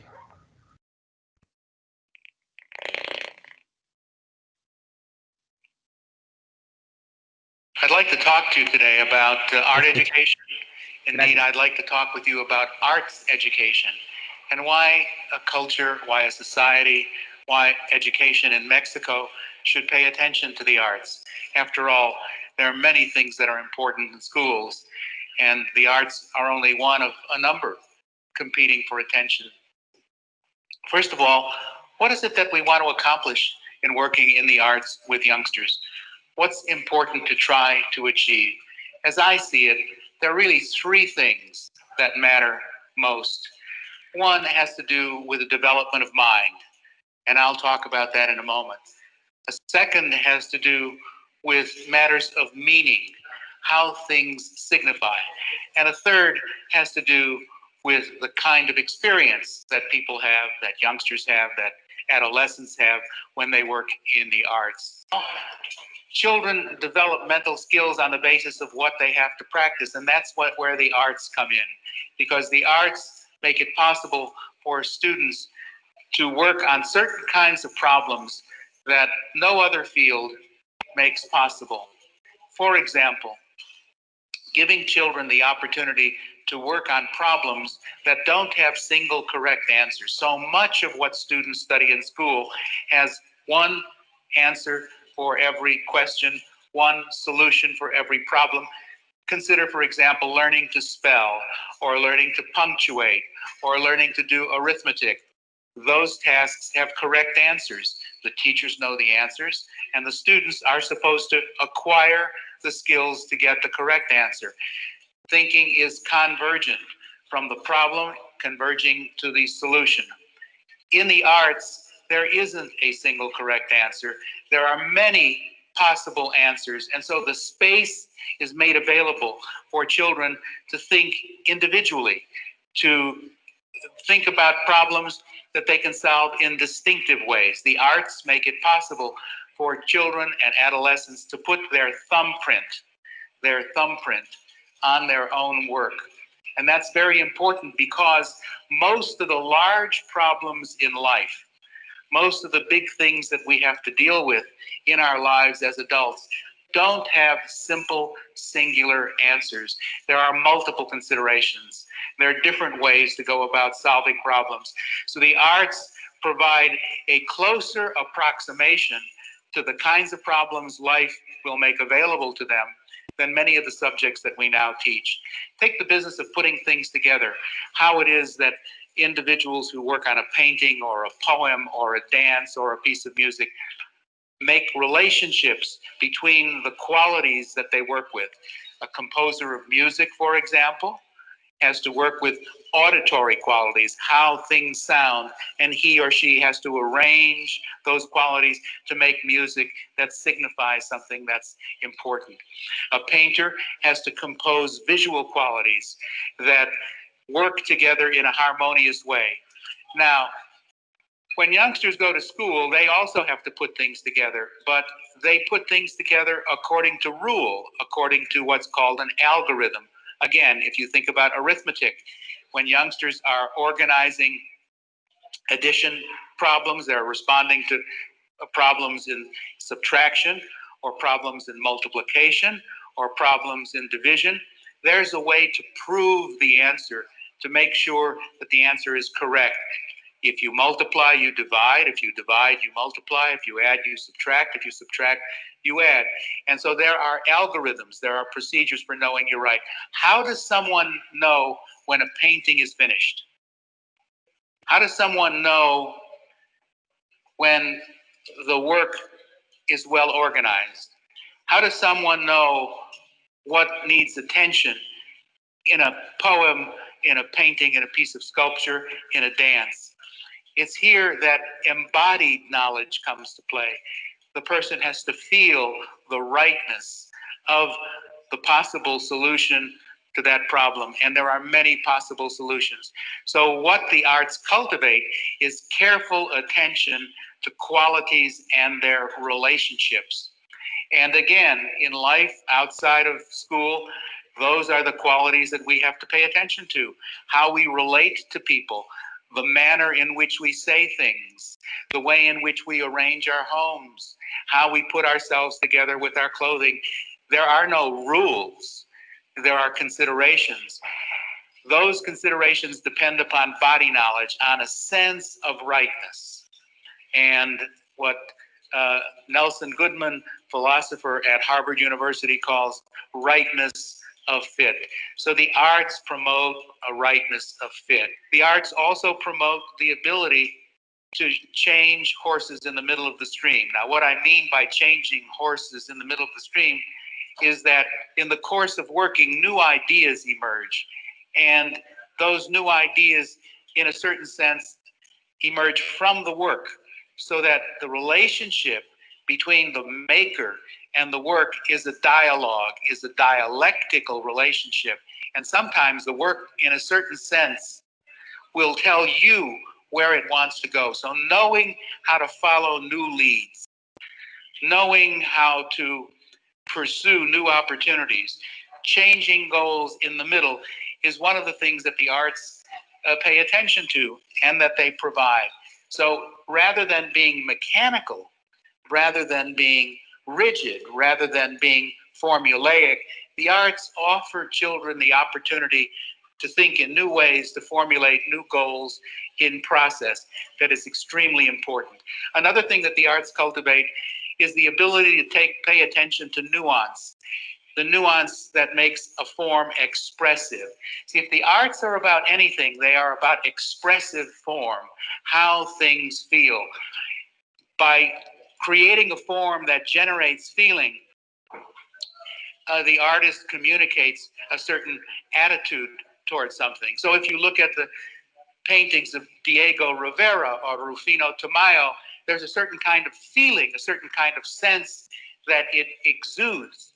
And it exudes that because Rufino Tamayo and Diego Rivera put those forms together in a particular way, so that youngsters learn in the arts that form expresses content, and that we can go to form to get a content that we can't get any other place. And people have always had the need to be able to do that. If you go to church, the church is choreographed. It's like a dance. If you go to look at the architecture, it has a certain kind of feel to it. If you go to and look at what people did when 9/11 struck in New York City, they made little cathedrals on the sidewalk to express their grief. We have a need to say things through the arts that we cannot say in literal form. So the arts are a major form of expression and a major form of appreciation. They cultivate the opportunity to say things that transcend the limits of literal language. Y bien, yo agregaría aquí algo, y lo vamos a ver un poquito en la tendencia postmoderna. Las artes, la educación artística va a brindar esa posibilidad de desarrollar el concepto de diversidad, que justo ahora es un concepto que tenemos nosotros que poner en todas las aulas.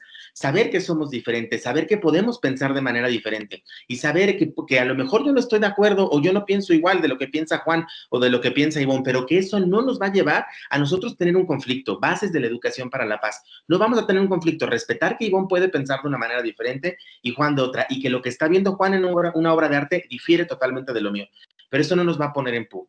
Para Eisner, chicos, existen dos grandes enfoques de la enseñanza de las artes, el contextualista y el esencialista. Este primer contextualista se vincula con el arte para dar respuestas a necesidades sociales concretas. Es decir, en este momento el arte, chicos, no está tan vinculado con el desarrollo de técnicas o metodologías como sí puede ser la esencialista. Pensemos que en el enfoque esencialista, el arte como conocimiento de campo independiente, lo podemos valorar, por ejemplo, cuando alguien ya opta por alguna forma o alguna algún itinerario formativo artístico, ya sea en educación formal o no formal. Y aquí yo les lanzaría, les había comentado su papelito, les lanzaría una pregunta más. Eisner habla de las artes integradas y las disciplinas. ¿Ustedes qué opinan? ¿Dónde es más factible? O sea, ¿cómo podemos enseñar las artes en la educación básica? ¿Como artes integradas uno solo, sin la necesidad de estas fronteras tan delimitadas en los 4 campos en los que siempre se nos vincula, danza, teatro, música y artes visuales? ¿O pueden ser estas artes integradas o es importante abordarlo por disciplinas y después? Sería interesante saber qué piensan ustedes, chicos colombianos, cuál podría ser ese enfoque que nosotros podríamos llevar en la educación básica. Vamos, por favor, ahora hacia la siguiente tendencia, que es la tendencia expresiva. Evidentemente privilegia la expresión entendida como la acción inmediata, lo efímero y espontáneo de la creación artística. En esta tendencia vamos a tener uno de los grandes representantes, que es Reed. Reed hace este libro de educación por el arte en el cual se valora muchísimo la experiencia. Y aquí vamos a tener otro concepto fundamental que ya también lo dijo Eisner. ¿Qué es importante? ¿Ustedes qué consideran? Otra de las situaciones, ¿llegar a un producto artístico o valorar el proceso? ¿Qué es exactamente? Porque entonces, si yo llego a un producto artístico, les pongo un ejemplo, yo pongo aquí un modelo, pongo una escultura y les digo, chicos, repítanla. Y a mí lo que me interesa es que como sea, lo intenten repetir y ellos a través de la imitación, de la observación, evidentemente hay habilidades que se están desarrollando, puedan repetir la escultura que yo les estoy haciendo. Pero ¿qué pasaría si a lo mejor yo no dejo eso un poco de lado y no pongo un modelo a imitar, sino digo, chicos, vamos a crear una escultura que se va a llamar caballo azul? Entonces, el caballo azul, ¿cómo van a representar cada uno? Y a partir del proceso de un debate, de mirar imágenes, de tocar texturas, a lo mejor de cancelar un poco la visión y tocar algunos materiales, yo puedo generar un caballo azul. ¿Qué creen que ustedes que sería más importante? Los dos tienen el mismo peso, llegar a un producto, valorar el proceso, y un poco es lo que menciona esta postura. Reed sostiene que el arte se genera en procesos espontáneos y creativos. Es parte de la sensibilidad estética que incluye todos los modos de expresión individual, literaria, poética, visual, plástica, cinética, musical, etc. Un poco simpatiza con la idea de estas artes integradas. Y por supuesto el desarrollo en el individuo de personalidades que permitan moverse con libertad, con independencia y con solidaridad. Busca muchísimo el desarrollo humano. Y ha sido importante porque hay casos en América Latina, como por ejemplo fue Perú, que ocupó a la educación por el arte como la base del diseño del currículum en educación básica. El concepto de experiencia maravilloso y que John Dewey lo hizo de una manera extraordinaria. El arte como experiencia, les recomiendo mucho ese libro si lo pueden leer, es justamente este enfoque. ¿Por qué es importante el tránsito por la experiencia? La experiencia es esa oportunidad de aprender. En la experiencia se vive muchísimo y a lo mejor la experiencia tiene que ver con el proceso y la experiencia más rica puede estar en el proceso y no tanto en el producto final.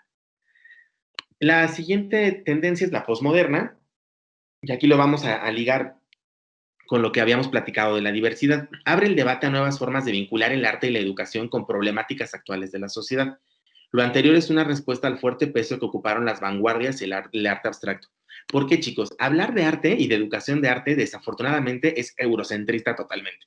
O sea, la historia del arte está contada a partir de Europa. Nosotros es difícil, ¿no? Intentar encontrar una historia del arte a partir de África o a partir de América Latina o del sureste asiático. Es muy complicado. O sea, pareciera ser que nosotros pensamos, incluso vean los programas de estudio de las carreras de historia del arte o de las materias en bachillerato de historia del arte, y es entender Europa, ¿no? Y de pronto digo, ¿y en el resto del mundo no había manifestaciones artísticas? Desde luego, o sea, yo pongo nada más Mesoamérica, ¿no? Y toda la parte inca, digo, en América Latina había cantidad de cosas, pero no son contadas. Hay una visión totalmente eurocentrista.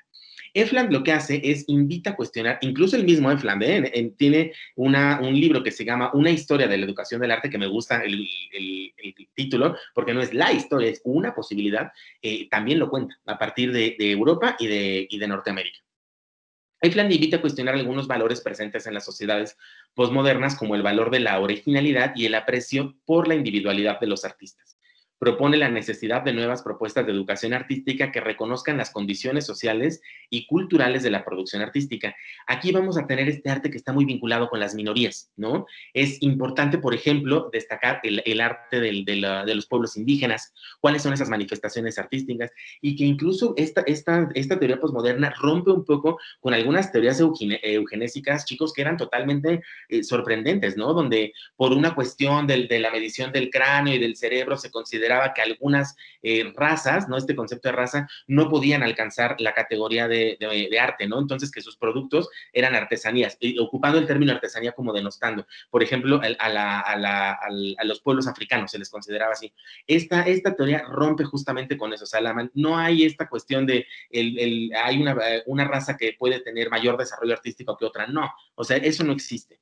Y por supuesto Chalmers lo hace, porque Chalmers lo que hace es intenta a través del arte empezar a construir los tejidos sociales que en muchas ocasiones están fracturados y corregir muchos prejuicios que, aunque ustedes no lo crean, todavía existen, y muchas cuestiones de racismo. Un ejemplo de esto les quiero poner. ¿Cuál podría ser? Estados Unidos es un país que se ha construido por los flujos migratorios, ¿no? Muchísimos mexicanos han cruzado la frontera y muchísimos centroamericanos han cruzado la frontera. Esos chicos que han cruzado y que ya han nacido ahí conviven, ¿no? Y entonces los grupos tienen una multiculturalidad y una diversidad cultural extraordinaria. ¿Qué pasaría para que no existan como esas diferencias del que es latino, del norteamericano, etcétera? Muchos maestros de educación artística retomaron, por ejemplo, conceptos como el muralismo mexicano. Entonces ponen de peso en el análisis del currículum a Diego Rivera, a Tamayo, a Siqueiros, etcétera, como parte de reforzar esa identidad cultural de los mexicanos y hacerle saber al otro que era importante. Y una manera como de empezar como a cohesionar esa parte. Esta teoría, esta tendencia ayuda muchísimo a eso.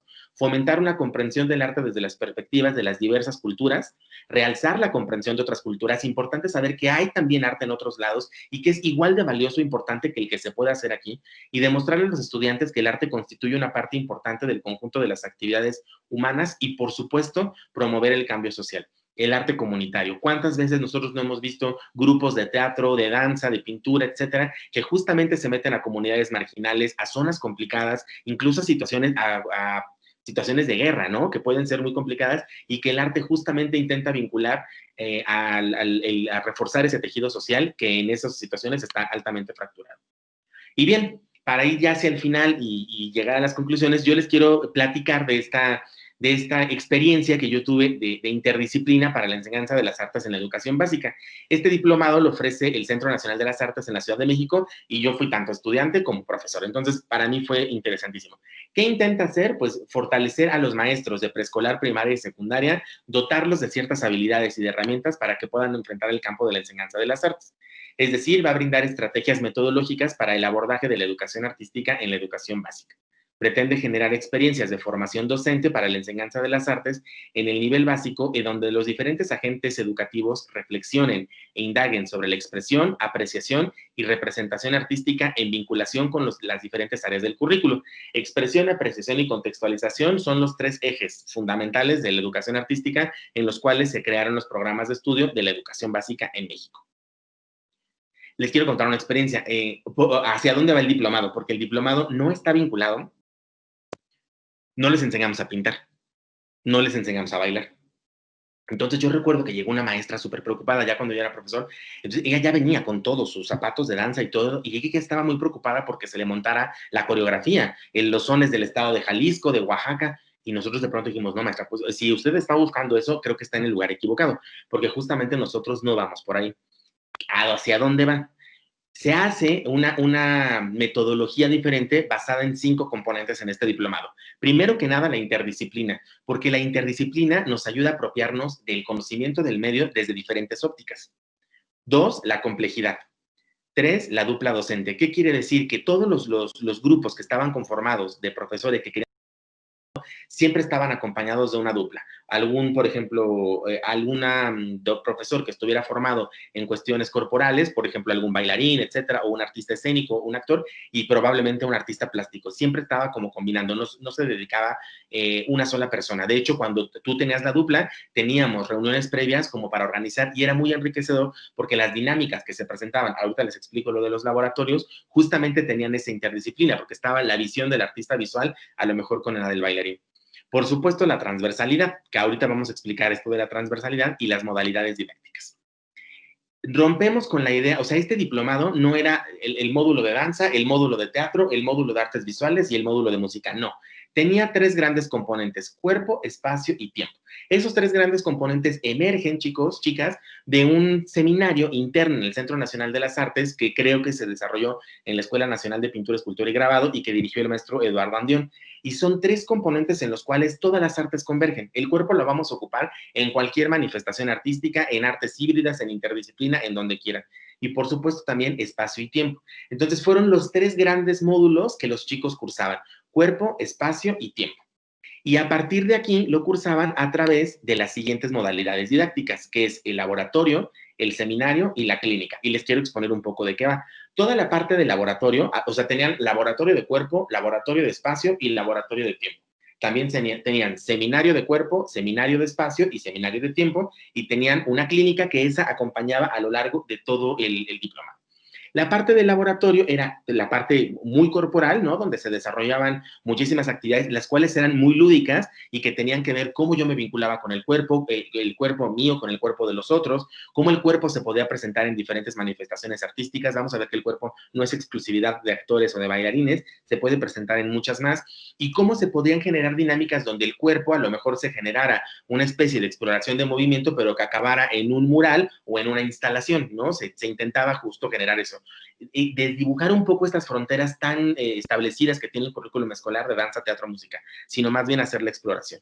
En la parte del seminario, justamente había muchas lecturas en las cuales se debatía y tenía que ver con esta parte reflexiva, crítica, argumentativa, en el cual sobre todo era la plenaria y el debate, ¿no? Se podían discutir algunas de las lecturas. Y en la clínica ellos intentaban llevar un acompañamiento de un asesor pedagógico para que pudieran hacer el diseño de una secuencia didáctica o de algún proyecto artístico que pudieran aplicar en las instituciones donde estaban laborando. Y esta modalidad de interdisciplina se genera en el Centro Nacional de las Artes, y para mí, desde mi punto de vista, fue muy enriquecedor por 2 cambios fundamentales que vi. El mío, que era, se los juro, chicos, que era la clase, era viernes y sábado ese diplomado, y era la clase que más amaba, así como me pasó con el COIL ahorita que hicimos con Colombia y con Ecuador, que terminaba el COIL o el diplomado y para mí era una inyección de energía, decía, vale la pena. Y vale la pena. Y la segunda, cuando fui testigo de ser maestro, que yo veía cómo los maestros jugaban con nosotros y se convertían en los niños, y yo decía, ven, o sea, esta parte que ustedes están viviendo de la creatividad y de que se están, la discusión acalorada de cómo vamos a hacer la representación, no, pero es que tiene que ir la bicicleta por arriba porque significa no sé qué, y había otra propuesta. Esa es la parte que nosotros tenemos que llevar hacia las aulas, que nosotros tenemos que hacer que los chicos transiten. No nada más decir, aquí está el cuadro, mírenlo, reproduzcan, hagan, examen, ABCD. Uy, eso quién sabe exactamente qué puede hacer. Intentemos darle la posibilidad de que se apropien del mundo de una manera completamente diferente. Y finalmente, yo lanzo 2 preguntas y 3 conclusiones. La primera, que sería interesante que a lo mejor en el conversatorio lo pensáramos. ¿Cómo se definen ustedes, chicos de Colombia, como educadores artísticos? ¿Qué tipo de educadores artísticos quieren ser? ¿Cómo les gustaría acompañar a sus chicos? ¿Qué procesos les gustaría transitar? ¿Qué tipo de experiencias les quieren brindar? Y la otra, ¿cómo puedo vincular el arte con otros campos de conocimiento? Y a partir de aquí, si me lo permiten, quisiera llegar a 3 conclusiones. La primera, podemos mirar al arte como un eje transversal, no como el campo de conocimiento donde nada más se le asigna una hora. Sí, también puede ser, pero también podemos nosotros hacer el conocimiento del medio a partir de las artes y de una pintura, y también el razonamiento matemático también a partir de las artes. ¿Cómo el arte puede ayudar? Y probablemente, que lo que decía Elio en el video, se le da más horas a las matemáticas que a la danza. ¿Y qué pasaría si se hace mate-danza o danza-mate? ¿Qué pasaría si a lo mejor intentáramos hacer eso? Segunda, sé y estoy súper consciente que en muchas ocasiones tenemos vamos en contra de la corriente. Somos salmones, chicos, porque hay veces que ya vino el recorte presupuestal, ya hay reducción de no sé qué, pero sí creo que nosotros podemos apostar a un verdadero cambio en las aulas. El concepto de la microrevolución. Ustedes son dueños de su aula. Ustedes pueden hacer lo que quieran y ahí se pueden generar muchísimas experiencias y eso se va a ir multiplicando. Apuesten, intenten. No hay mejor cosa que ustedes se duerman y que digan, valió la pena. Estoy agotado, estoy exhausto, pero te vas a dormir y dices, vale la pena. Vale la pena ver el niño que jugó, el niño que sonrió, el niño que se vinculó, el niño que tú veías que jamás se acercaba y decidió integrarse en el juego. Ahí vale la pena. Y finalmente, las artes es una manera de educarnos a ser felices. Tenemos que vivir para ser felices, chicos. No tenemos por qué vivir. La felicidad es un concepto que no se nos enseña y a veces creemos que la felicidad es algo que te encuentras y te apropias. La felicidad se construye día a día. seamos felices. Sí se nos educa para ser competitivos. La Uniminuto tiene que ser la mejor universidad en educación artística. Se nos educa a eso, a ser los mejores e incluso a intentar mirar, pero no se nos educa a ser felices. Y en cuántas ocasiones, y lo mencionó la doctora Ivonne, en cuántas ocasiones las experiencias estéticas no pueden liberar esa parte de endorfinas, así como cuando haces deporte, libera esa parte. La educación artística puede conducir a ser felices, y también la felicidad puede ser cuando nos llevamos bien con el otro, cuando somos agradecidos con el trabajo del otro, cuando aprendemos a reconocer que el otro es igual de valioso e importante que yo. Esas son las 3 conclusiones a las que llego. Seamos felices, no tenemos por qué estar, e intentemos que nuestros alumnos transiten hacia la felicidad. Pues por mi parte sería todo, maestro Camilo, agradecerles muchísimo, gracias por escucharme, les dejo mi correo electrónico por si en algún momento ustedes quieren hacer alguna consulta o algo. Muchas gracias.